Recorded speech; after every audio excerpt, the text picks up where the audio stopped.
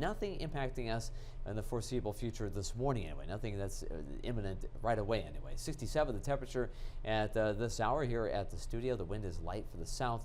At the airport in Rochester it's 65, Mesa City 65, and 66 in La Crosse. And looking at first alert day timing 4 to 10 o'clock. Strongest storms developing in the area. Here in Rochester, more than likely close to 7 this evening before we see those storms move in, if you're curious. But area wide, anywhere between 4 and 10, there's a chance of severe weather developing, and large hail and damaging winds the primary concerns for us. Here's Forest City forecast. We have, of course, today a primary election, and so heading out to the polls, it should be a warm one to do that. Temperatures reaching the 80s. A breezy, warm, sun-filled day until late afternoon. Look for maybe a brief shower as early as 3 o'clock. The most widespread thunderstorms between around 5 and 8 o'clock for Forest City, them moving out close to midnight tonight. But look for high temperatures around 83 here, closer to Rochester, with a chance of thunderstorms in the late afternoon, evening, gusty south breeze, and summer-like warmth. Again, severe weather the concern for the tail end of the day, with hail and wind gusts the primary threats in those storms, and maybe even a few downpours of rain, maybe as much as an inch of rain in the heaviest storms later today. So more of that headed our way to, unfortunately, rain things up, yes, for some of us, but some spots have had way too much rain, and would like to avoid that part. All right, hence it is a first alert day, and our weather team will be on top of all you need to know on air and online. We always appreciate you, especially in these days, Ted. A bill to increase penalties on straw purchases is now law, but one aspect of that may have some gun owners checking their firearms before the end of the year. Governor Tim Walz has just signed a piece of gun legislation into law, one that also bans binary triggers. Our Quinn Gorham reports on this from St. Paul. As a law-abiding gun owner, a hunter, wherever it would be, nothing that has been passed impedes your right to own and possess a firearm in any way. One of the very first statements from Governor Tim Walz Monday as he sat down in the St. Paul Police Department to sign a gun bill into law. Walz joined members of the law enforcement community who showed their support for the new laws. This legislation that's being passed today, this bill being signed, is truly an important piece to public safety. The bill in question does two things. First and foremost, it makes it a felony to buy a firearm on behalf of someone else. This bill increases penalties for straw purchase purposes and makes it easier to prosecute cases where a person has placed a firearm in the hands of a prohibited person. That aspect of the bill was fairly non-controversial. Republicans backed an increase on straw purchase penalties as early as last year, and there was renewed interest after a shooting in Burnsville took the lives of 3 first responders earlier this year. We had firefighters that were killed in Burnsville and another one injured last week in Minneapolis. And we need to continue to show our support for our public safety servants. But another part of the bill bans binary triggers, modifications that allow an increased fire rate on weapons. Republicans called it a poison pill, but law enforcement officers support the addition. The binary triggers make our communities more dangerous. And you know, when you can shoot more rounds off when you're pulling that trigger, you're more likely to hurt more people. So anything we can do to minimize that and reduce that. The straw purchase bill was the only bill out of 3 proposed major pieces of gun legislation to pass this year. Reporting in St. Paul, I'm Quinn Gorham.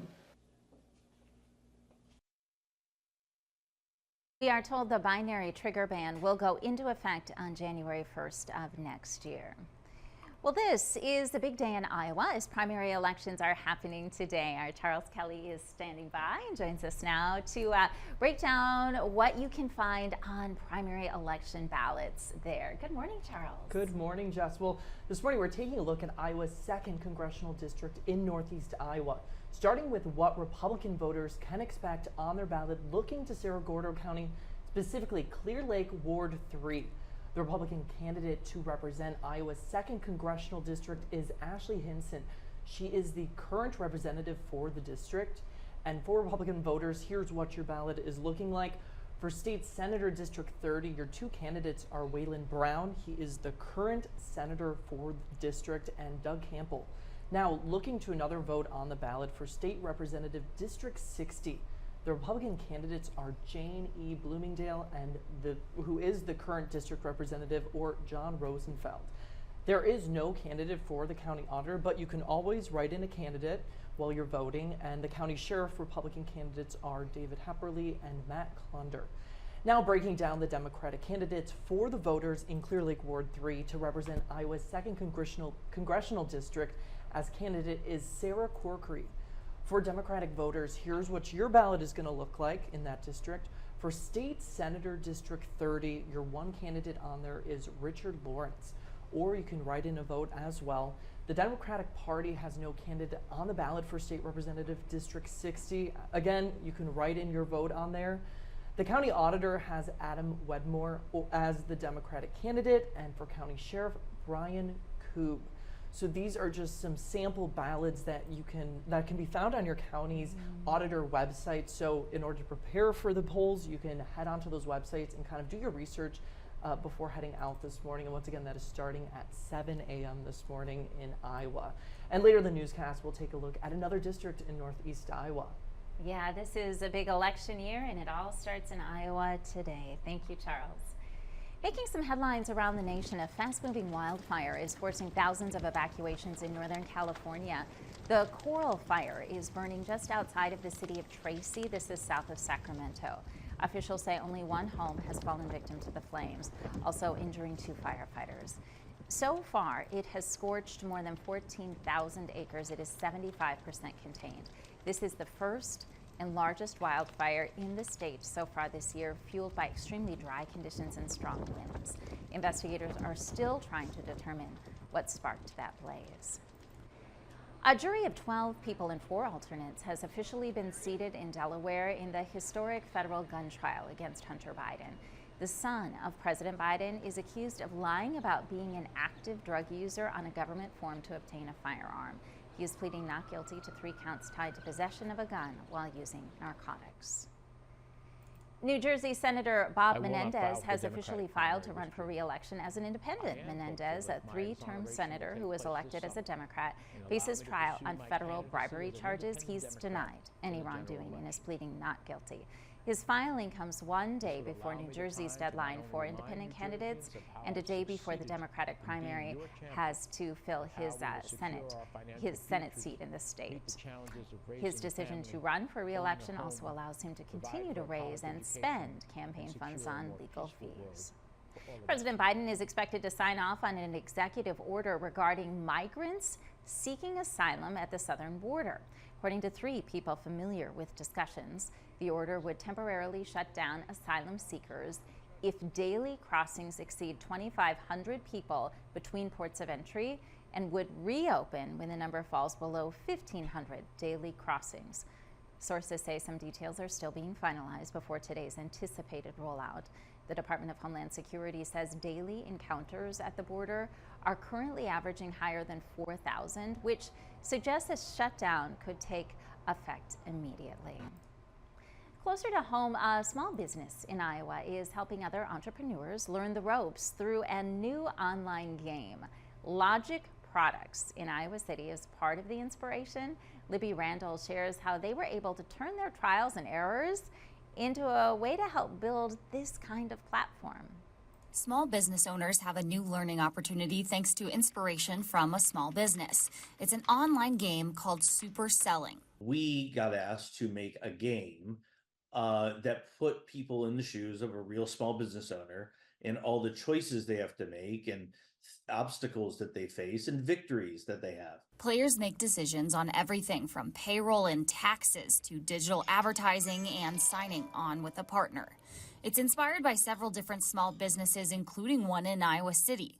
Logic Products is an online company selling plant-based hair products. The opportunity to participate allowed us to share our experiences, some of which we learned just by mistakes and, trial and error. According to the Small Business Administration, there are around 33 million small and medium-sized businesses in the U.S., which is why several small business owners, including leaders with Logic Products, say a tool like this can help educate others. We can share what we've learned so that we can compete against the large consumer product goods companies that we do compete with and able to find customers without having the types of budgets they have.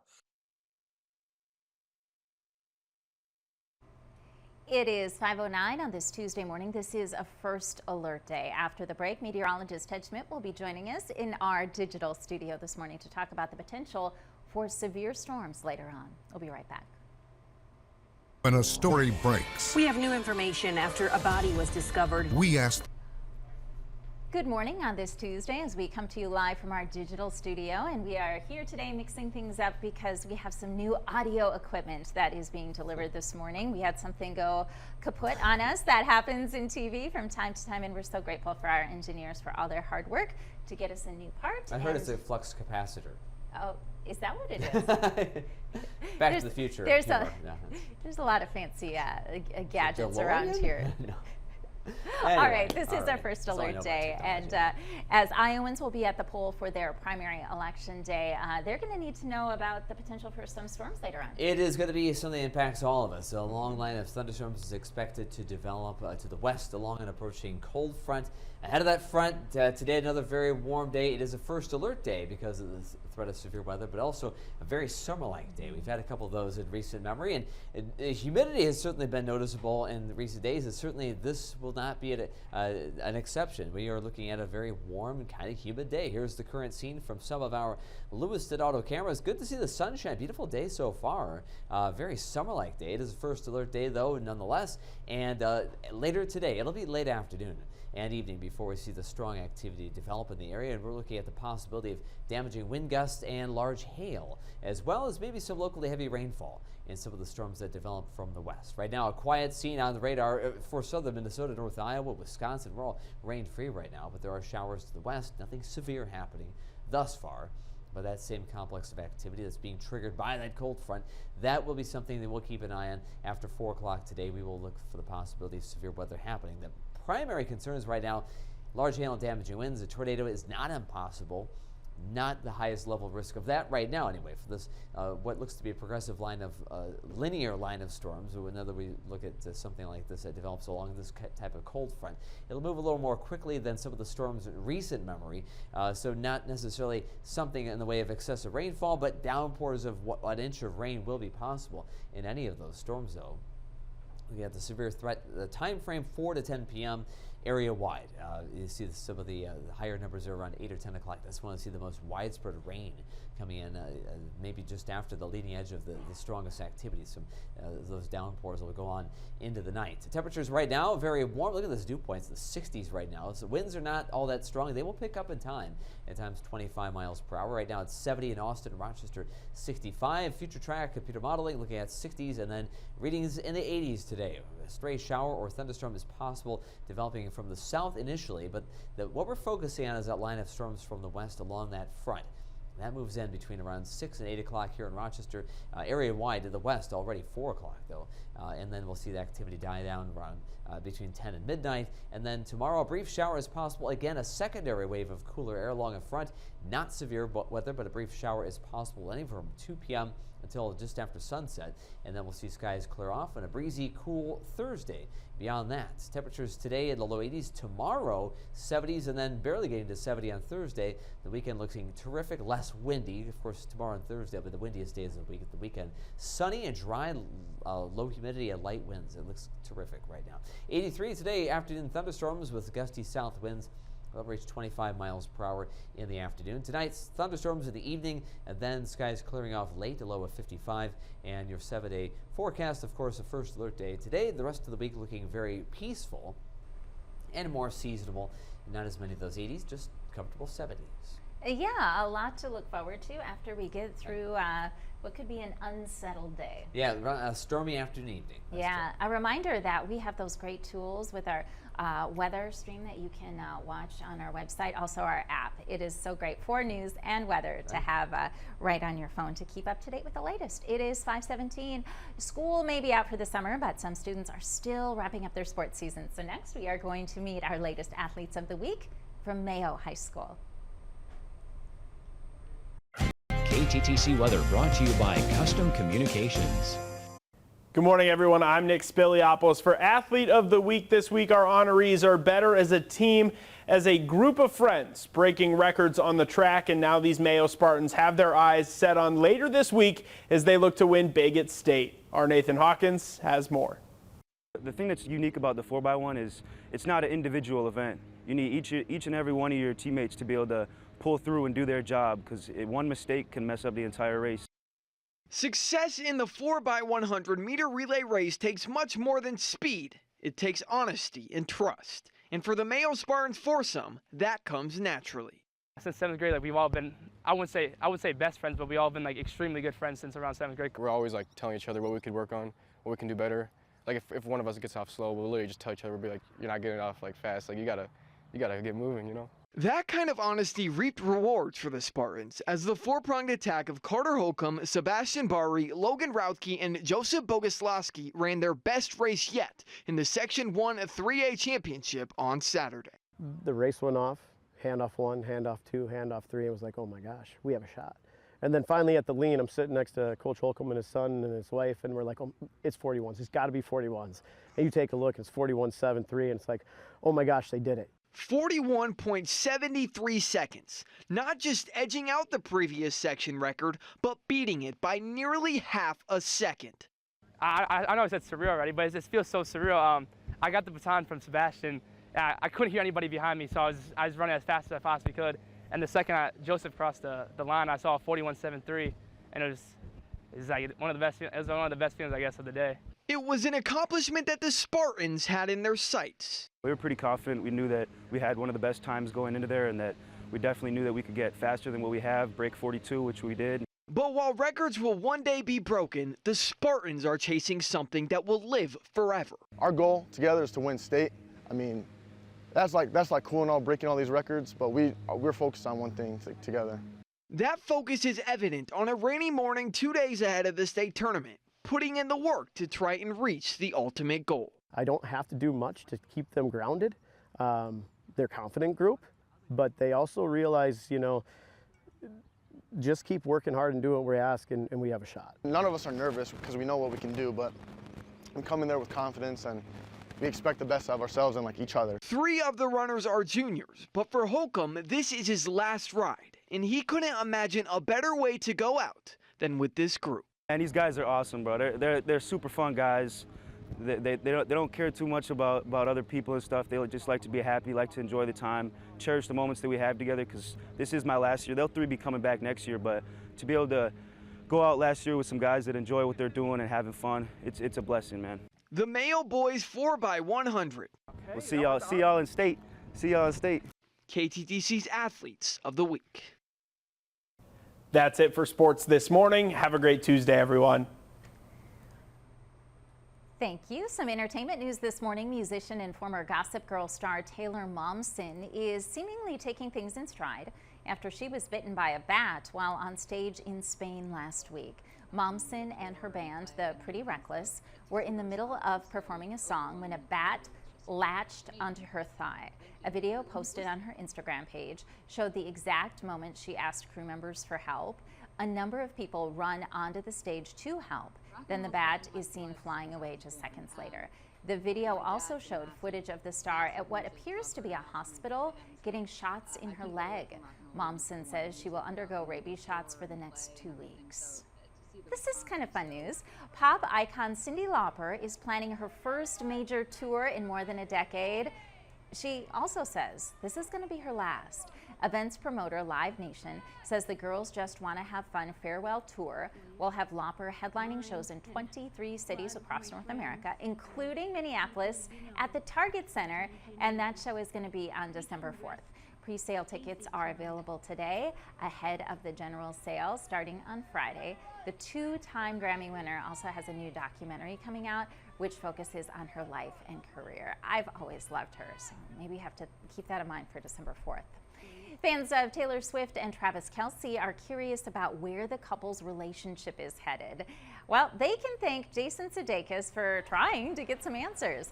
Kelce and Sudeikis were on stage over the weekend as part of a comedy skit at the annual Big Slick Celebrity Weekend charity fundraiser in Kansas City. That's when Sudeikis asked Kelce when he's going to make an honest woman out of Swift. Kelce responded with an embarrassed smile and awkward chuckle. Isn't that cute, Ted? Yeah, well, yeah, it's about as much as he could possibly say, I'm sure, at this point, but interesting response, I guess. Yes, you remember those days. when you had that shy smile and were making plans. Yeah, right. Yeah, it was a couple years ago, but yeah, I remember some of that stuff. Yeah. The green dress, that was interesting. See the one she wore in that video? That was interesting. That light, bright, sparkly green. Yeah. All right, let's talk about weather. It is the first alert day. You're watching the potential for some strong storms later Yes, today. we're looking at the possibility of severe weather after about 4 o'clock this afternoon. There's a chance of some strong storms. So it is a first alert day. Right now we're going to do, first of all, our dog walking forecast. Angle Joy. Angle Joy has been on a number of times. Dorothy, her owner, is very proud of Angle Joy, and she likes to put her in different outfits. She's wearing her little t-shirt there, hanging out on a beautiful day. Most of the day it looks nice until we get to that severe weather threat at about 4 o'clock. So enjoy some time outside for a walk. Before then, look for some breezy sunshine, a high of 83 later on. There's a chance of strong thunderstorms, though, again, after about 4 o'clock. So something a little more serious in our forecast picture coming up later today between 4 and about 10 o'clock, that late afternoon, evening time frame. That line of storms is going to be moving across the map with hail and some strong wind gusts. So something that bears watching for the end of today. Yeah, maybe time out that dog walk just right today. Right. It is 5:27 on a Tuesday morning. We have new details from police about possible teens involved in the racial slur incident that happened at a bridge in Rochester near Century High School. Also, a great tradition continues in Rochester, bringing fitness and fun together. We're going to tell you all about the first all-comers track meet of a new season. Those stories are coming up, and I'm actually going to change spots with Kelsey Merrier in our temporary studio here. We're just switching things up, so she'll be in just a moment. Hi, I'm Jeff Brown, and welcome to the Preserve at West Circle.